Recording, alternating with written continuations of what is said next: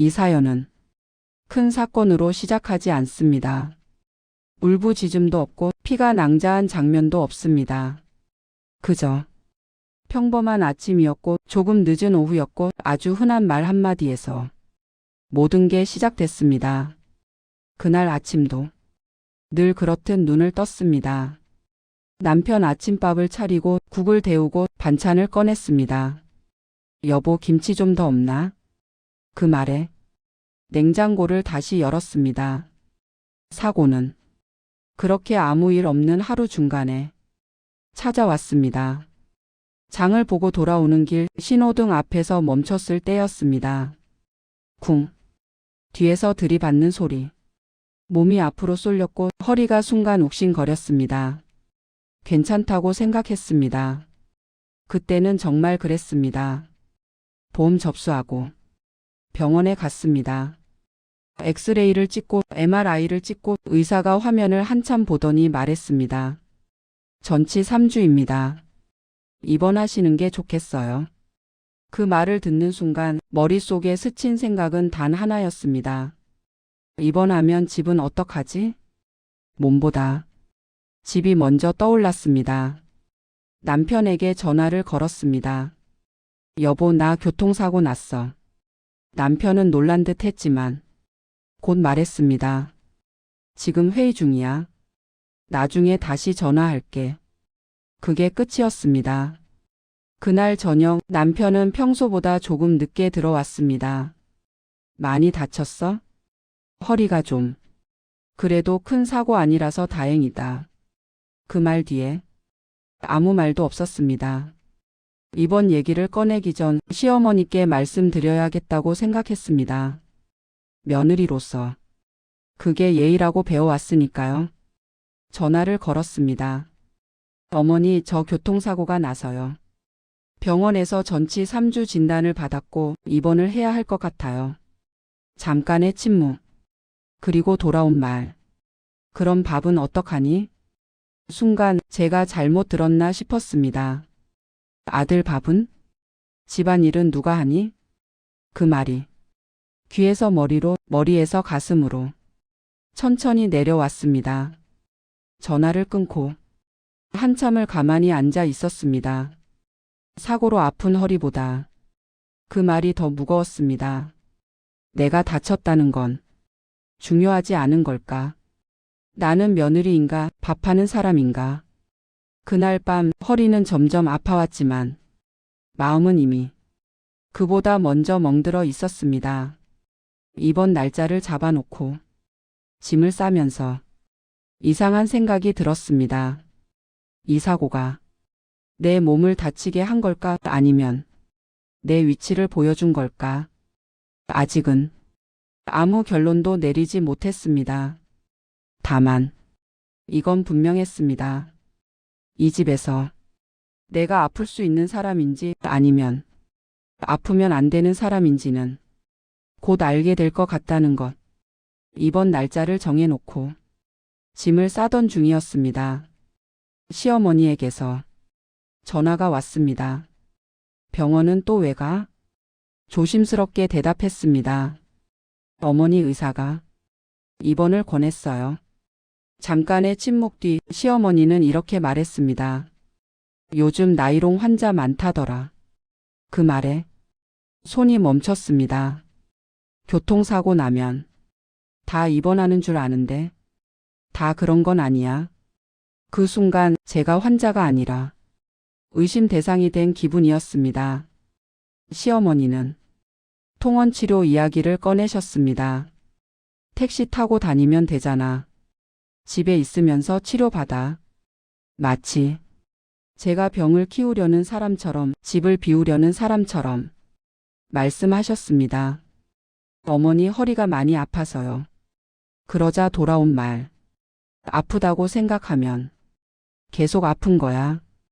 그 말은 위로가 아니라 부정이었습니다. 전화를 끊고 나서 눈물이 나왔습니다. 아파서가 아니었습니다. 믿고 말했는데 의심받았다는 게 너무 억울했습니다. 진단서도 있고 의사 소견도 있는데 그건 아무 의미가 없었습니다. 며느리가 아프면 먼저 떠오르는 건 밥과 집안일이었습니다. 그날 저녁 남편에게 말했습니다. 어머니가 나이롱 환자 같다고 하셔.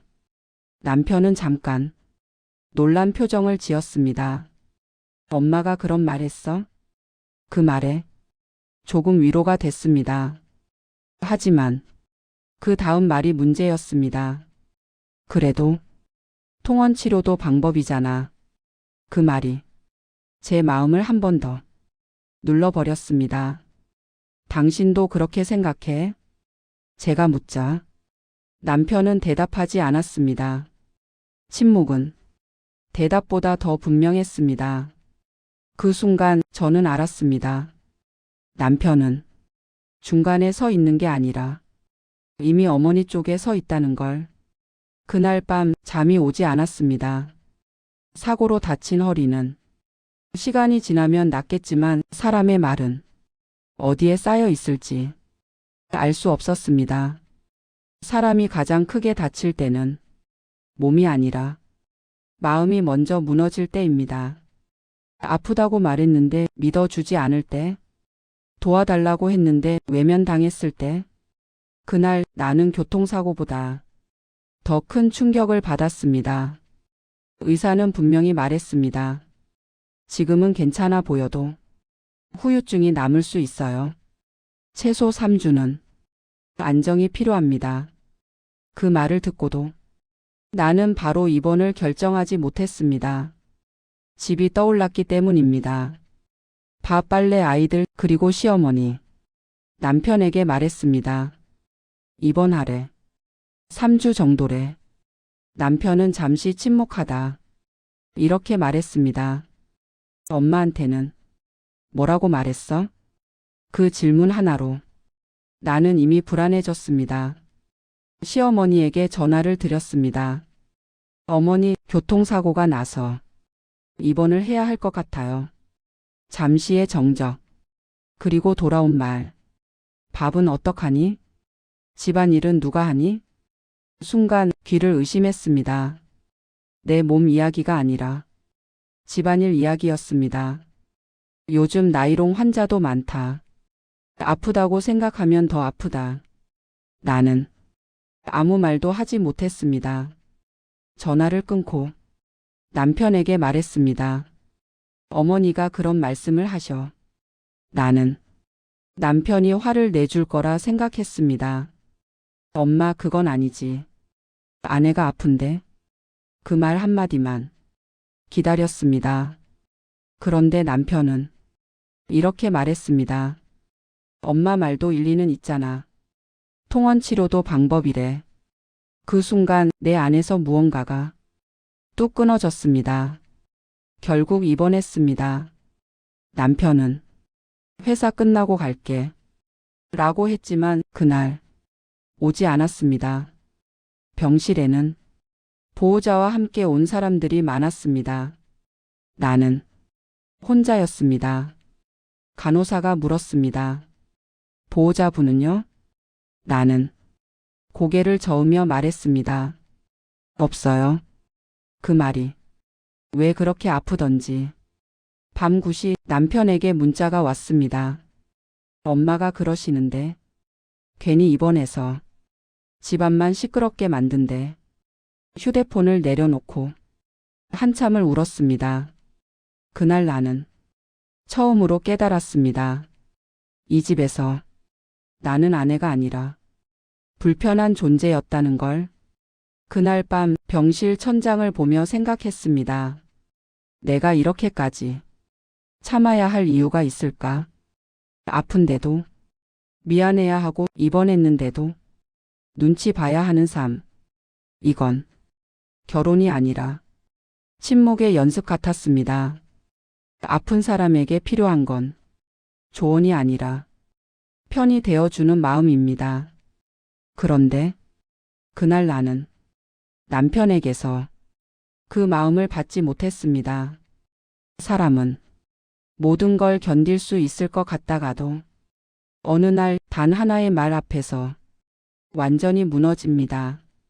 나는 그날 알았습니다. 더 이상 참는 것이 미덕이 아니라는 것을. 3주 만에 퇴원하던 날, 병실 창밖은 맑았지만 내 마음은 집으로 돌아갈 생각에 무거웠습니다. 짐을 들고 집에 들어서자 집은 내가 떠나기 전과 똑같았습니다. 어질러진 식탁, 쌓여있는 설거지, 치워지지 않은 빨래. 남편은 소파에 앉아 있었습니다. 왔어? 그 말이 전부였습니다.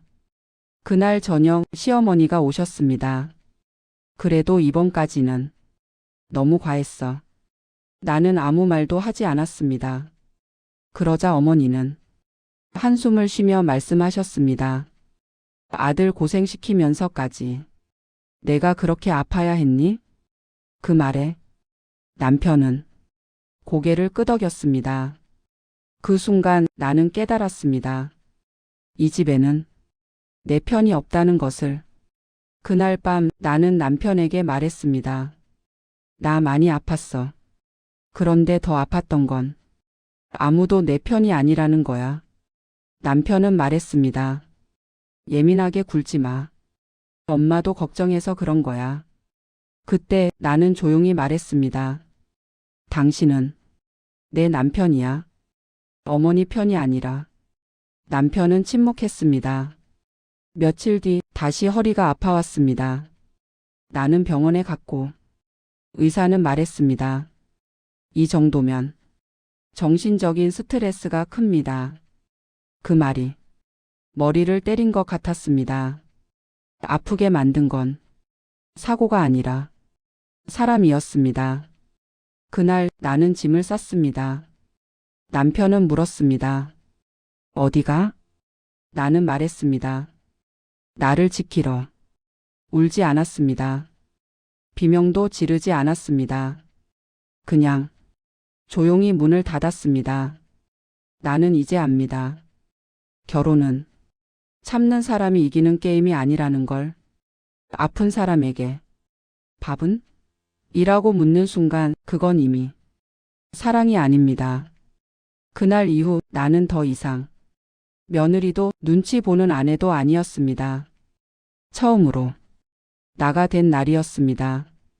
이 이야기가 당신의 마음 어딘가에 조금이라도 닿았다면 구독과 좋아요로 조용히 함께 해주세요. 당신의 한 번의 선택이 다음 이야기를 이어가게 합니다.